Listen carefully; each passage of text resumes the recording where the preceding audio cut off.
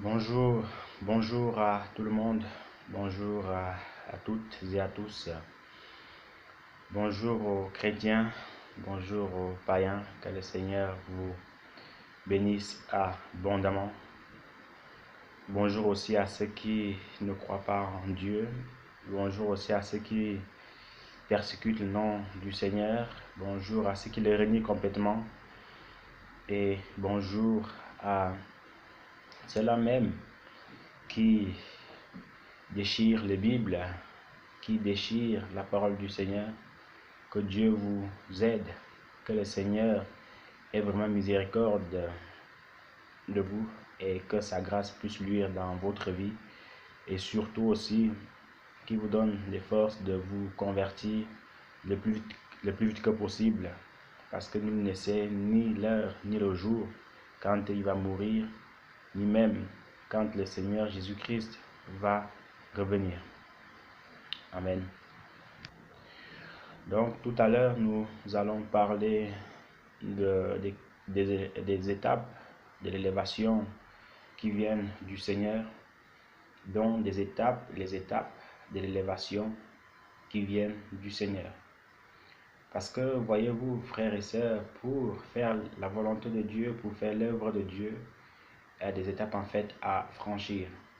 Il y a des tests à passer, il y a des épreuves à passer, il y a beaucoup de difficultés, mais une fois qu'on a franchi tout cela, une fois qu'on a fait ces examens-là, alors le Seigneur nous agrée. Mais par contre, si on ne les réussit pas, ce n'est pas pour autant que le Seigneur ne nous aime pas. Mais vous savez, devant Dieu, avec Dieu, il y a des prix à payer. Parfois, il y a des prix forts à payer dans le jeûne, dans la soumission, dans la sanctification et dans beaucoup d'autres choses. Donc, c'est à peu près ça que nous allons voir durant ce moment de partage. Amen. Donc, voyez-vous, Dieu, c'est un Dieu juste, c'est un Dieu d'ordre. Et c'est aussi en fait un Dieu qui marche selon ses propres commandements en lui. Et pour le servir, nous devons être équipés de sa grâce. Pour le servir, nous devons être des enfants disciplinés, des enfants assidus à sa parole. Sans cela, nous n'arriverons pas et nous arriverons jamais. C'est pour ça que j'interpelle vraiment par la grâce de Dieu tous les futurs serviteurs de Dieu, tous ceux qui aspirent à la volonté de Dieu, tous les prédicateurs, toutes les servantes de l'Éternel, à se soumettre complètement à Dieu, à s'abandonner au Seigneur et à mettre sa parole en pratique. Parce que, voyez-vous, maintenant, qu'est-ce qui se passe? Beaucoup de gens n'ayant pas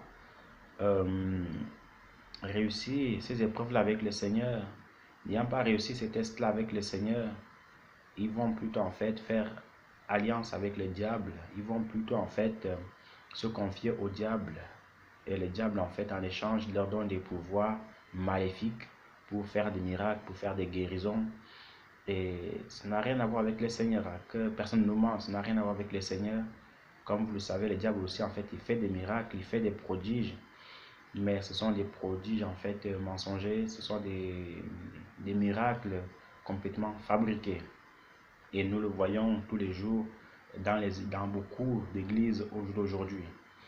Alors qu'un véritable homme de Dieu, il va chercher la puissance, il va chercher le don de guérison, le don des miracles au pied du Maître dans les temps de jeûne, dans des temps de souffrance, dans des temps où l'âme, où le corps, où la chair en fait est mortifiée, où la chair en fait souffre.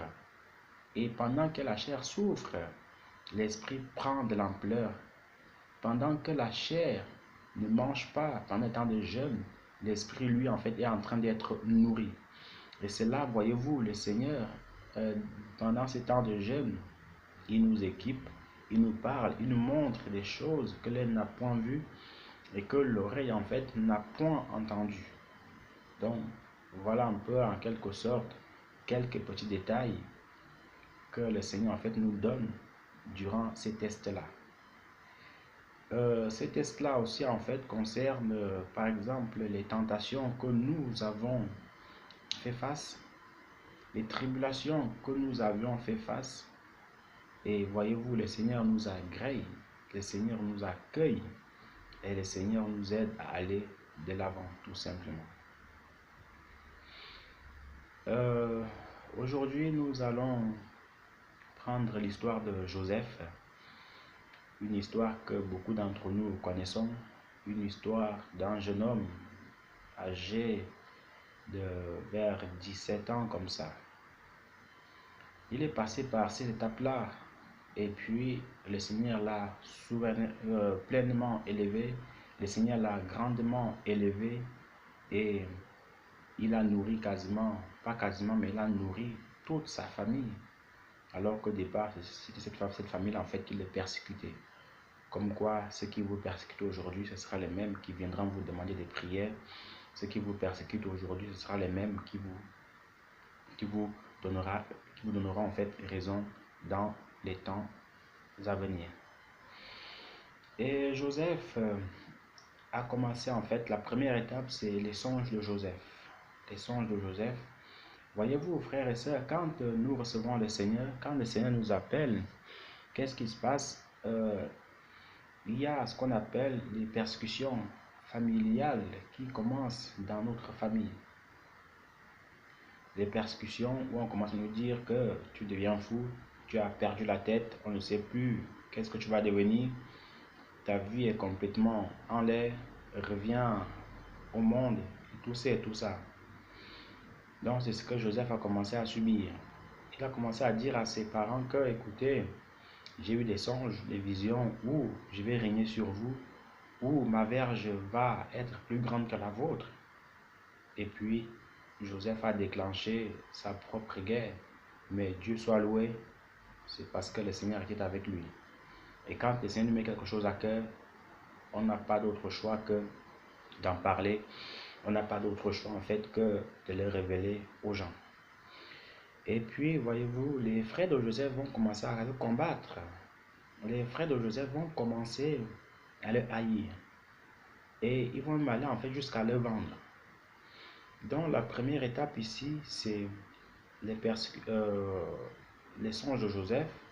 Donc vous commencez, le déclenchement, le déclic des choses de Dieu en fait viennent en fait dans votre vie. Ces déclics-là. Et après cela, voyez-vous, avant qu'on ne vende Joseph, la Bible nous dit en fait qu'il avait une tunique de plusieurs couleurs que son père lui avait offerte. Et il a été dépouillé de cette tunique-là. Il a été dépouillé en fait de cette tunique-là. En gros, quand le Seigneur nous appelle, tout ce qu'on aimait, tout ce qu'on trouvait des plus précieux, tous les vêtements qu'on avait des plus précieux, nous-mêmes parfois en fait les vêtements qu'on avait pour aller séduire les femmes au dehors, pour aller séduire les hommes au dehors, le Seigneur veut nous dépouiller de ces vêtements-là. Le Seigneur veut nous dépouiller de nos honneurs. Genre, quand on sortait, tout le monde connaissait que c'est le grand qui sort, c'est lui qui sort. Et tout le monde, en fait, nous connaissait, en fait. Voyez-vous? Et le Seigneur, ici, il veut nous dépouiller de cela, de notre starmania, de notre... du moi-je, tout simplement. Il veut nous dépouiller de toutes ces choses-là. Parce que c'est difficile de servir le Seigneur avec notre propre moi, notre propre personnalité. Il faut que le Seigneur nous dépouille de cela. Et une fois qu'il a fini de nous dépouiller, alors il peut vraiment se dire que lui, c'est mon serviteur, elle, c'est ma servante. Mais sans cela, c'est compliqué, c'est même impossible parce que ça va nous rattraper un jour ou l'autre. En poursuivant, donc ça c'est la deuxième étape, le dépouillement. Première étape, les songes, donc le déclenchement dans notre vie, l'appel de Dieu dans notre vie. La deuxième, c'est le dépouillement de nos vêtements, le dépouillement de notre propre personnalité, le dépouillement de ce qu'on aimait. Après cela, voyez-vous, Joseph va être vendu auprès de Potiphar en Égypte. Et il va arriver en Égypte, le pharaon va lui confier beaucoup de tâches, énormément de tâches. Il va lui dire, je donne tout ici, sauf ma femme. Donc, en gros, Joseph a commencé à diriger, étant comme premier ministre en Égypte, un pays qu'il ne connaissait pas. Et vous êtes sans ignorer en fait la relation qu'il y avait entre les Israélites et les Égyptiens. Aucune, hein, ils se détestaient. Mais le Seigneur va lui faire grâce d'arriver en fait à ce niveau-là. Et la troisième étape ici de Joseph, ce sera on va mentir à son sujet. La femme de Potiphar va vouloir coucher avec lui, mais lui va refuser. Et ici, voyez-vous, Joseph va dire à la femme de Potiphar qu'écoute, je ne peux pas faire une telle chose parce que j'aime mon maître, je crains aussi le Seigneur, donc je ne peux pas faire une telle chose. Tu es la femme de mon maître quand même. Et vous savez, en général, les femmes n'aiment pas trop quand on leur dit non, surtout quand il s'agit de relations amoureuses. Si vous dites non, si un homme dit non à une femme, c'est que pour elle, c'est la fin du monde, quoi. Le ciel lui est tombé dessus. Ma sœur, si un homme te dit non, c'est pas forcément parce que tu es moche, pas parce que tu ne le plais pas, non. C'est peut-être parce que, en fait, voyez-vous, cet homme-là, il est déjà marié. Si c'est un homme vraiment fidèle, c'est parce qu'il est déjà marié. Si un homme te dit non, c'est peut-être parce que, en fait, vois-tu, parce que il ne veut pas tromper sa femme ou il n'est pas encore prêt. Mais ne te prends pas la tête en commençant à passer des journées sans manger parce qu'un homme t'a dit non, non. Sache que des hommes au dehors, il y a des hommes, il y en a partout et il y en a beaucoup dehors. Choisis seulement en fait le bon, tout simplement. Et choisis aussi en fait celui qui craint le Seigneur pour ton bien. Et donc la femme de Potiphar en fait n'ayant pas apprécié ce que Joseph lui a fait, alors elle va vouloir s'accrocher, insister auprès de Joseph. Et Joseph va se rendre compte que ici là, l'heure est grave. Il va taper en 100 mètres.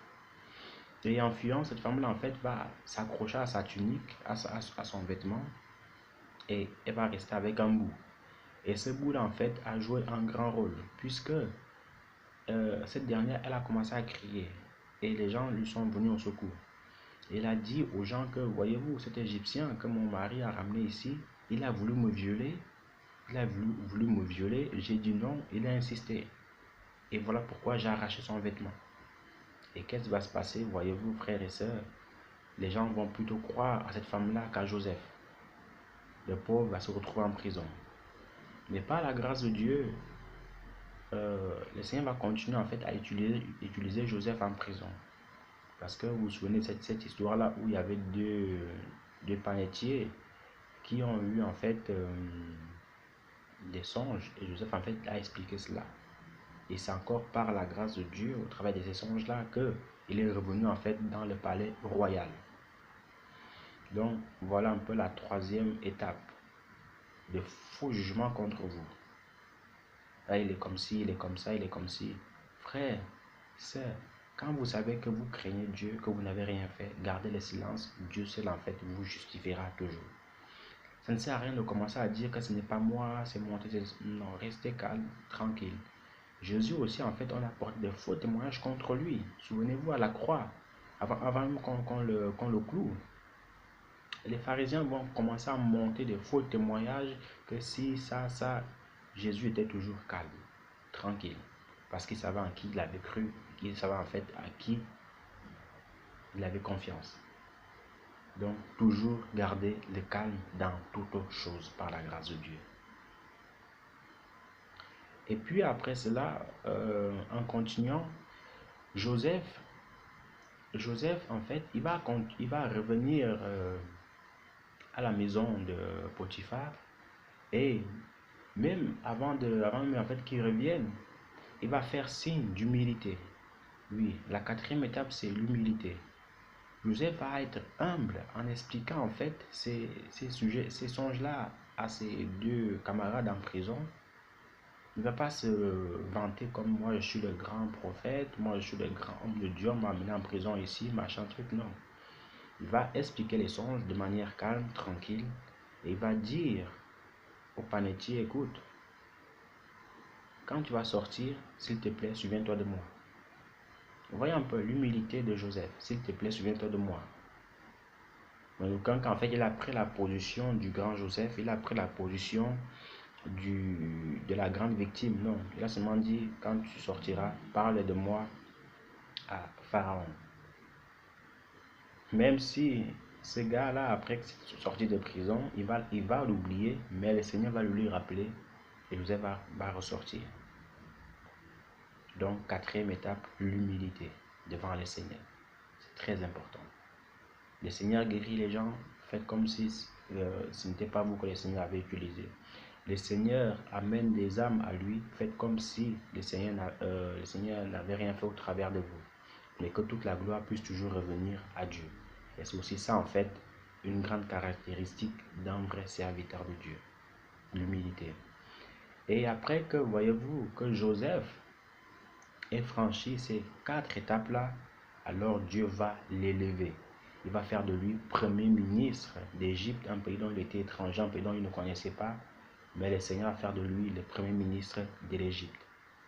Et après cela, de ses frères qui l'ont vendu, ses frères qui les détestaient, il va les faire revenir, il va les faire venir en Égypte, il va les nourrir.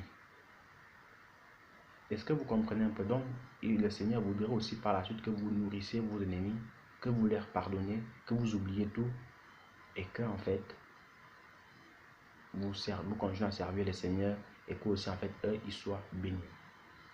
Donc, la 5e étape, donc, qui est la dernière, le pardon et la reconnaissance. Un homme de Dieu doit être prompt à pardonner tout de suite. Un homme de Dieu doit être prompt à effacer les fautes et à continuer.